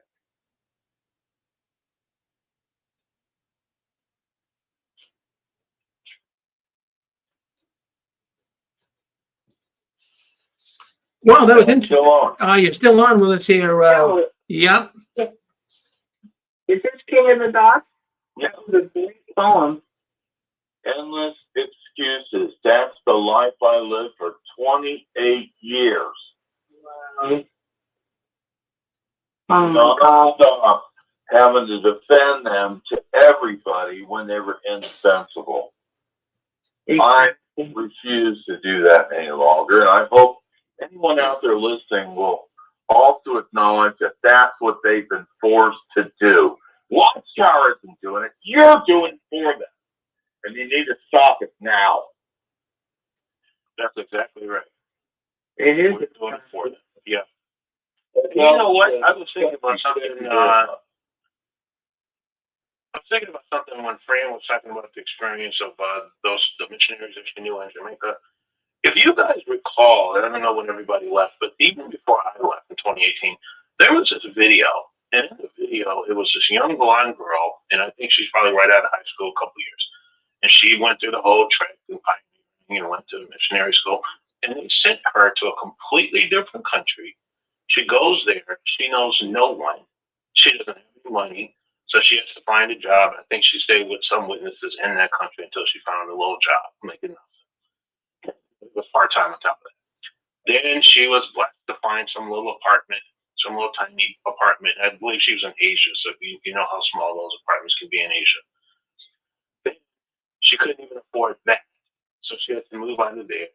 And during the whole video, she's so depressed. Watchtower has this thing about making their videos so depressed, and everybody's so depressed. And then, of course, at the end, you get blessed by Jehovah, and this is also wonderful. But the whole time I'm watching the video, I'm thinking to myself, why isn't Watchtower paying for this poor child to be a missionary in wherever this is? Why is she down there in a foreign country where she knows no one? Anything could have happened to this child. She would have just disappeared without a trace. She has no money. She doesn't have a job. What I'm thinking to myself, you need to take yourself back to wherever you came from and build a life for yourself. This is crazy, but at the end, somebody rents her an apartment and she finds some other little, part-time job. And now she's just so proud. It's just like, this is but man, you're going to go to a foreign country, you know no one, you don't have a job, and Watchtower does nothing for you. And then they have to sit there and do a video about it. You have to bang your head be in this group of people because they are nonsensical. And even this last one, what we talked about last week, we don't have to beat that horse to death again. But the guy in Africa, the brother in Africa with the 7 kids, and Watchtower is saying he's setting a bad example because he moved to another country to get a job to support 7 kids. It's better for him to go back to his country, and I guess they can all sit there and look at each other and starve to death. That's what God wants you to do. These people, it's like, I don't even know how to say it anymore. How crazy is this? Really, it is so incredibly crazy, and I think they make. Go ahead. Well, this is Donald from Texas. All this stuff that they want you to do, it's all for of course, it's all for the governing body. It's do this for us so that we can get wealthier, so you can get poorer, and that's what it is. I mean, all the videos I've ever watched on Jehovah's Witnesses, it's pretty much the same story. It's either the child sex abuse cases or the people that just can't make it. They're struggling and they give up their careers. Everyone, especially when it comes to education, they're always talking about giving up their college educations when they could have had good careers and stuff. And when they give it up for, they give it up for Watchtower, to be a free slave for Watchtower, and they call that rewarding, and that's not rewarding at all. No. And then they want the free labor. They want free labor. And I am back again, Anne-Marie. Hello. Am I allowed to? It's not rewarding when your wife is unhappy all the time. I mean, it's a simple dynamic. If you can't make enough money to keep your wife happy because you want to go out and field service and because you don't want to work a real job, you're not going to have good families. I think Christianity is supposedly based on good families. Anybody ever thought before that that's what makes Christianity strong? Even in the Mormons, I don't believe in their beliefs. Guess what? They got strong families because they emphasize the family. Just that one simple thing. I would never become a Mormon. I've studied with the Mormons. I know exactly what they believe. But guess what? They got strong families. Witnesses don't emphasize strong families. They literally try to destroy your family. They're looking for every opportunity to kick one of your spouses out or kick one of your kids out. They are insane. Yep. This is what makes them one of the right. worst cults around. That's my thought. Thank you. You said a mouthful there. That's so true. For real. And we've even heard of, go ahead. What gets me too is, you hear the governing body members talking about, you shouldn't get all wound up in worldly possessions and stuff. And every time I hear them say that, I'm thinking, and you idiot, you're sitting there telling everybody to not worry about worldly possessions, and you're raking in billions of dollars.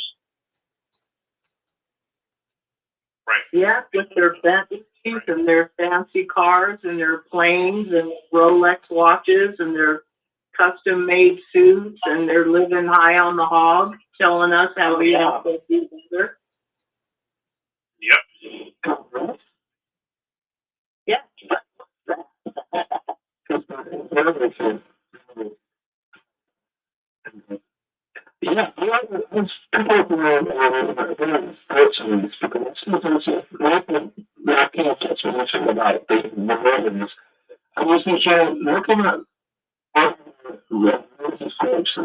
Okay, hey, Maverick, hold on 1 second. We're having you're coming through really staticky for some reason. I'm not sure.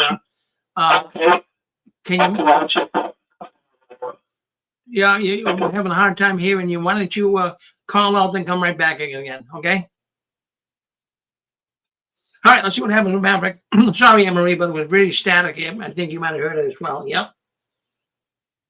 Oh yeah. I'm still thinking about that dear brother that called in last week. It sounded like he was from the UK, and I felt so bad that I had to tell him I really couldn't hear. But I wish I had asked him to try. Keep talking. He never called back, and we want everyone to know that we want to hear what you have to say. All of you callers are so important, because this is what this show is for you to call in and express your thoughts. So keep on trying. Anybody recall when they used to push auxiliary pioneering at the conventions? Anybody remember that? Absolutely. That's why I said, there was so much pressure put on us to auxiliary pioneer over the summer and over the winter break. And then they came up with this thing a little bit after that called vacation pioneer. And I was thinking to myself, man, you can't even go on vacation and just get a break from just, from life, and just go relax somewhere and recharge the batteries. That's going to be turned into a vacation, to an auxiliary pioneering endeavor. You can't ever just be and enjoy life for a couple seconds. And now I realize why, because this is a cult. They want to keep you on that hamster wheel. So even when you're on vacation, you don't take a vacation from Jehovah. Hey, guess what? I know firsthand when these higher ups and circuit overseers, and back in my day, the district overseers, when they go on vacation, they're reading the Bible every day, and reading the text every day, and reading the Watchtower and all of that. They take a break. But you feel that when you go on vacation, you're still supposed to go find the Kingdom Hall. And back in those days, we didn't have the GPS and all that stuff, so you have to get the phone book out, try to figure out where the nearest Kingdom Hall was, call somebody to find out when the meetings were. Then you'd get lost a dozen times on your way there. And we would do all that stuff instead of just relaxing. And if you talk to a circuit overseer, when they go on break or on holiday, that's what they do. They go on break. They don't do any of that stuff. That is so true. I remember a Watchtower study years ago that was basically about putting Jehovah first, aka service, and it was all about how do you spend your weekends. Are you out in service in Jehovah's ministry, or are you out being selfish, putting yourself first? And they had two side-by-side black and white drawings, and on the left side was showing the back end of a camper taking off to go camping. That was supposed to be the bad Jehovah's Witness. And on the right side was a black and white drawing of a brother at the door in his nice suit and overcoat and hat. And he has a pretty little daughter all dressed up with her little coat and matching hat. And they're at the door giving the presentation, holding the magazine. And that was supposed to be the good witness. And it was all about putting Jehovah first. They always use Jehovah as the excuse to serve the organization when it's really not serving Jehovah God. It's serving them. They want you to be completely wrapped up and living your Watchtower programming, and that's so sad. And I just remember this one particular convention, district convention. I don't know why, but I was at the point where I was just so done. I didn't want to see another assembly. I didn't want to go to another convention. I didn't want to go to another meeting. And my brother drove down from San Francisco to try to encourage me, and he cut all my boys' hair, and he took us to the district convention. And I was trying so hard to feel good about it, and I just didn't. And we were sitting in the audience, and I'll never forget, they had this big part about mostly sisters who had, made it their goal to pioneer, and they were interviewing sister after sister, how they rearranged their life so that they could better serve Jehovah, quote unquote. And I'll never forget this one tired, miserable looking sister giving her experience about how she had altered her life to make time for Jehovah. And I'll never forget the last thing she said is, if I wasn't pioneering, I'd be dead. I would be spiritually dead. And I remember looking at her face. She didn't even smile. And I'm thinking, you already look like you're spiritually dead. You're not happy. And then the brother who had been interviewing all these sisters, and she was the last one, he turned to the audience with such disdain and disgust. He said, I don't want to hear your excuses. I don't want you to tell me why you can't go and pioneer for Jehovah. I want you to go home and you tell Jehovah why you can't pioneer. And I swear to God, I thought, this is what I came for. This is supposed to be encouraging. And I looked over at my kids and they just looked miserable. I'm thinking, what have I gotten myself into? But of course, it was too late. I'd already been baptized, and it was a miserable experience. But see, you can see now why Watchtower never talks about mental health. What we call mental health, we probably called it something else back in the day, but you can see why they never talked about taking time for you, doing something for you, refreshing yourself. Because any mental health expert, when they sit down, I'll never forget that example. This one brother, I guess, was suffering with depression or anxiety or something. Couldn't figure out what was wrong with him, in other words. And he went to see a therapist or something. And the person said, okay, just take me through a week or two of your life. What is it like being you? And he went on to talk about, well, on Monday, I get home from work and I study for a meeting. And on Tuesday, I get home from work and I study for a meeting. And then on Wednesday, I get home and I study for a meeting. And the person's like, you could just kind of see him like writing this down, like, okay. And then Thursday, I race home and I got to shave and shower. I go to the meeting. Then I get home about 10 o'clock and race back to bed. And then Friday is probably about the only day when I have a couple hours and maybe I'll watch TV or something. And then Saturday, I got to go out in service. Then I got to come home and study for them. And the person's like, wait a minute, whoa. This is your schedule every week? And he said, yeah, every week. And the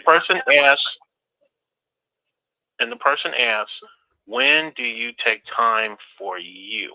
And that is a completely foreign concept to the average Jehovah's Witness. Take time for me. What does that even mean? Because there's and so no wonder this person was depressed and anxious and couldn't sleep and found no joy in life when you have that type of schedule. And this is why Watchtower never talks about mental health and taking time for you and doing something that you want to do. Because as soon as you do, somebody's going to eventually get to you and say, you are living the life of a crazy person. You need to slow down and do something for you. Yeah, there's even a scripture that says not to think more of yourself than it is necessary to think.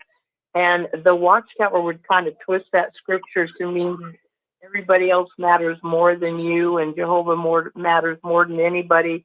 And Amber, I'm back says, again. I'm sorry. I'm back again.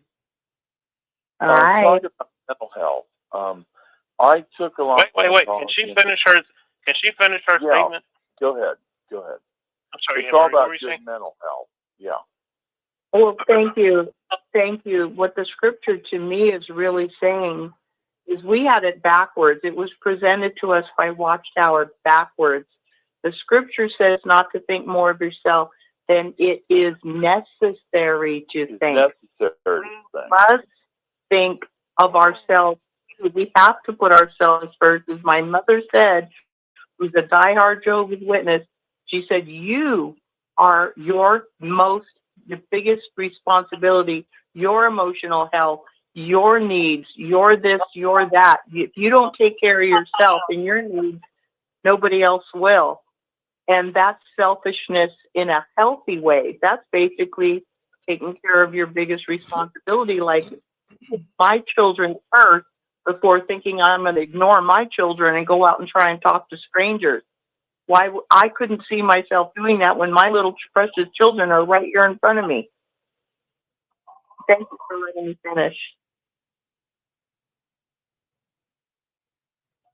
Marianne Marie, saying, this mental health thing, I have to admit I've been an adherent to psychology all my life, and basically psychology is the construct you create around you. Do you have a good marriage? Do you have a good job? Do you have a solid family, relationships? But see, that's what I'm talking about. What's going on in Watchtower, those aren't important in Watchtower. They literally would try to convince you, quit your job at any time. Well, that's not going to help your family, and you're not going to have, it's going to disrupt everything. They honestly think you can live in a disruptive environment constantly and have good mental health. And I can assure you that you cannot constantly being broke, quitting your job, or saying, I want to preach. And they say, well, we're firing you if you keep preaching on a job, which I've seen that many times, okay? This is just anti having good mental health. And it doesn't matter how much you try. You're like swimming against the rip current, you're not going to get anywhere. So eventually an intelligent person will have to quit Watchtower, period, to succeed, to keep their family, to have good mental health. And if they don't do that, I've heard the many stories of people who literally are going frickin' insane inside the cult. And it's just a terrible ordeal, but they will not listen. You will talk to them. I've talked to many people. Once I left in 2004, I've called them up on the phone trying to talk to them. You can't imagine how many times I've been put down, literally eviscerated, condemned as an apostate by these people. But I tried. Guess what? I tried. Yeah. And that's all you can do, But they don't have good mental health because Watchtower does not care if you have good mental health. You're supposed to just give up everything at any time. Your wife, your kids, your job. That is not good mental health. Then suddenly you wake up, you're 65 years old, you got nothing. And the system keeps going on. Now what do? Check yourself into a mental asylum? It's terrible what they've done to people. It's beyond terrible. But again, they needed to wake the hell up a lot sooner, and there are people like me out there who were trying to do it. I was literally trying to help people since 2004. I got a phone book full of numbers. I called them all up and tried to help them, but they're just lost. They're completely indoctrinated. And guess what? Ain't nothing I can do for you. You need to wake the fucking hell up. That's all. I'm sorry. I apologize. Thank you, Marianne. Or Anne-Marie. Anne-Marie. Sorry. Anne-Marie. Well, no. King of the Dots, you're just being emphatic. You know I'm right. You know I'm right. You're right. They need to do their own darn work. I can't do it for them. They don't believe the UN happened. They don't believe 1975 happened. They still believe they put organs in formaldehyde. They're crazy. Oh my God. Oh my God. This is such I've heard it. Them calling the radio talk shows say that. Well, there's no blood in the organs. We rinse them out in formaldehyde.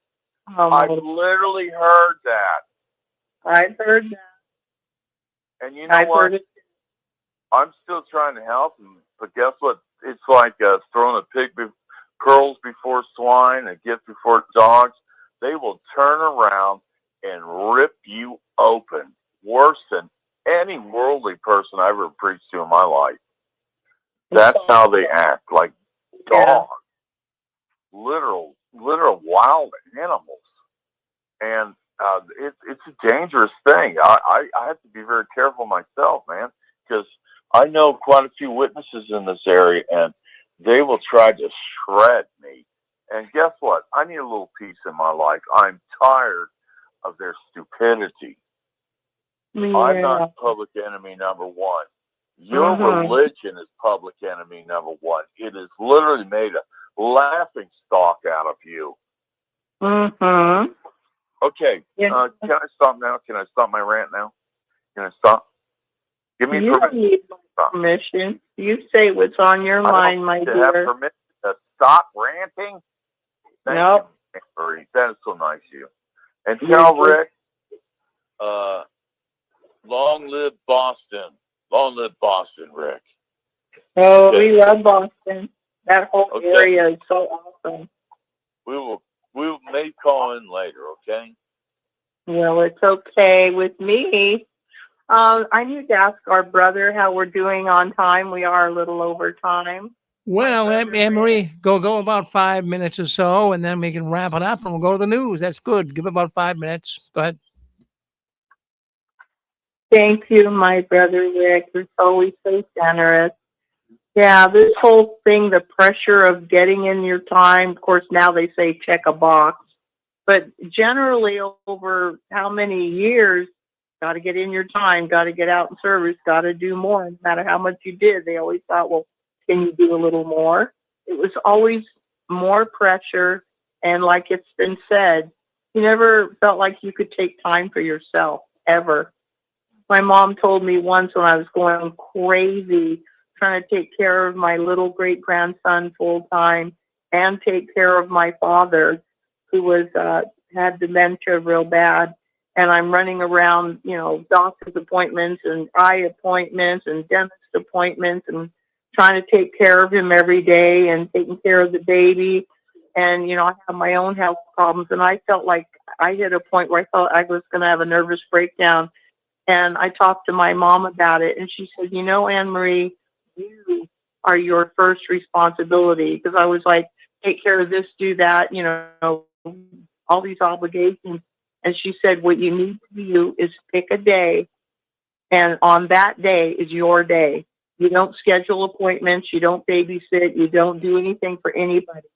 One day is just for you to just relax, go to the beach, take a walk, go to the movies, whatever. And that completely turned me around, that I actually have the human right, the personal right, the schedule. She said, you make it a schedule, because my date book was full of appointments and had to be here and had to go there. And I was constantly crossing it out and rescheduling, and it was making me nuts. But once she told me to do that, now she's a diehard Jehovah's Witness, but she also taught me you are your first responsibility. In Watchtower, they made us feel like we didn't matter. Our whole reason for existence was to serve the Watchtower, aka Jehovah God. They always used Jehovah for all their excuses, you know, so we put it on him. And it was never our Heavenly Father. It was the cult, dictatorial, tyrannical, mind control cult that cared nothing for us but what they could get out of us, what we could do for them, how we could make them look good. Go ahead. Does someone want to speak? Please do. No, I, you know, there's something that you said just now, and then something you said a little bit before, how we were always told to put Jehovah first, but Jehovah really represented the organization. But you know what else that does to you that's negative, Anne-Marie, is it teaches you to constantly put yourself last. And that is such a terrible habit. And I found after I woke up and moved out of this organization, I found out that there were so many areas and just a mentality that I had that I just, you know, whatever everybody else wanted to do was fine. And then one day I said, what do you want to do? What do you, you know, want to go or want to eat or what, you know, whatever it is. I never, and I realized right then and there, it's because I never put myself first, because being brought up in this organization, you were always taught to put everything and everybody else ahead of yourself, to the point where you don't even know how to look at you and put yourself first in a situation. Because there's nothing that you're ever going to be a part of that's really going to work in the long term if you don't get benefit from it. And the only way you're going to know if you get benefit from it is you have to stop and look in the mirror and say, is this working for me? Am I happy with this? And if you're not, you need to move. But we never got to exercise that ability, because we were always told, do what Jehovah says, which really meant the Watchtower, which really meant the elders. And if you're a kid, your parents. It never came down to, what do you want to do? What do you think? What do you feel like is going to be best for you? It was never about that. And it's going to take time to, you know, unshackle ourselves from that mentality. You know, my brother totally me, bless his heart. He was an elder for about 25 plus years, raising his family and a full-time job. And I remember pleading with him to please find a way to call my mom maybe once a week for 3 minutes. And, you know, maybe when you're getting ready for the Sunday meeting and you're shaving or whatever, you know, call mom. And he said, Ann, he said, I don't even have time to go to the bathroom without the phone ringing, you know, and it's always somebody that needs something or wants something. It was always about what he could do for others. And it's just this terrible, no time to be a human. Go ahead.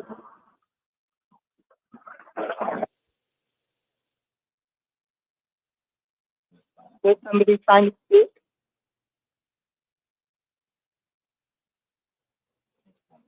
Am I still on, Rick? You're still on, Anne-Marie. Yeah, once in a while, I mean, you might hear a little something going on, but it doesn't always mean someone's coming in. If there's someone that wants to say hello to Anne-Marie, go ahead if you want to.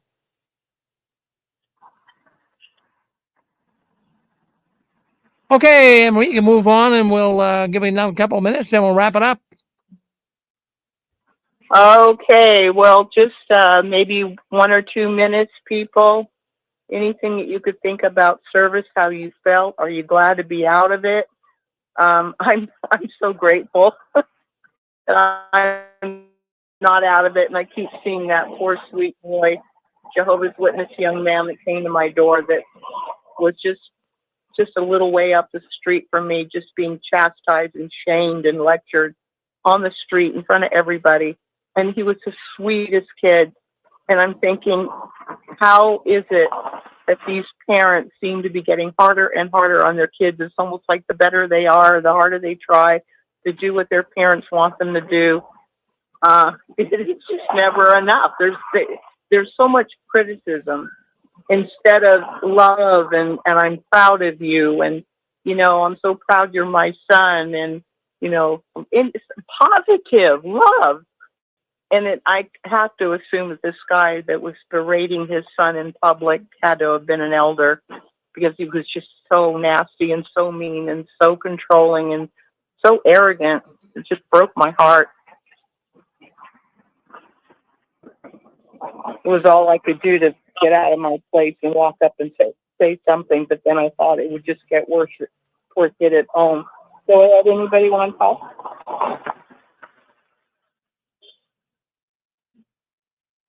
Okay, we might as well wrap up the show. I don't want anybody to feel pressured to say anything. I want to thank everybody that came on. Dick Borgie and Rick and Susan and King of the Dots and Fran. And I don't have my list in front of me, but I think there was a couple others. But all of you who called in, I really appreciate it. Oh, Stefan, of course. I want to thank everyone for calling in. Again, today is March 22nd, 2025. Almost 50 years that Armageddon didn't come, when the Watchtower drummed it into our heads that it would come. And so this is Touched by the Tentacles of the Watchtower. And I want to thank you all for calling in. We're going to go to Rick now and JW World News. Rick? Well, thank you, Anne-Marie. Thank you very much. Very good program. Thank you for bringing that up tonight. A good subject. Every one of us participated in service, so we appreciate all those people that called in and gave us their story of being in service. Well, anyways, don't go anywhere.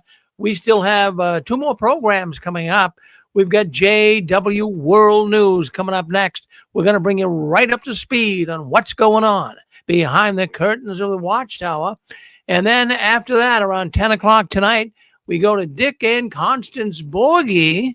Well, the 2 former Jehovah's Witnesses out of South Carolina, and they get a lot to talk about, so they'll be on with us tonight. And friends, I have to tell you that, don't be inhibited. Call up the program. That's what really makes these programs listened to so much. People love to hear others speak up and talk. So we want to encourage you to do that.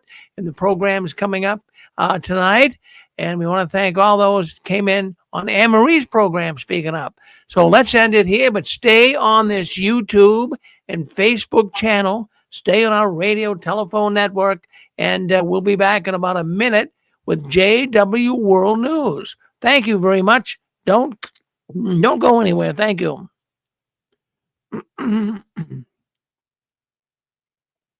Just going to make sure I touch the right buttons here.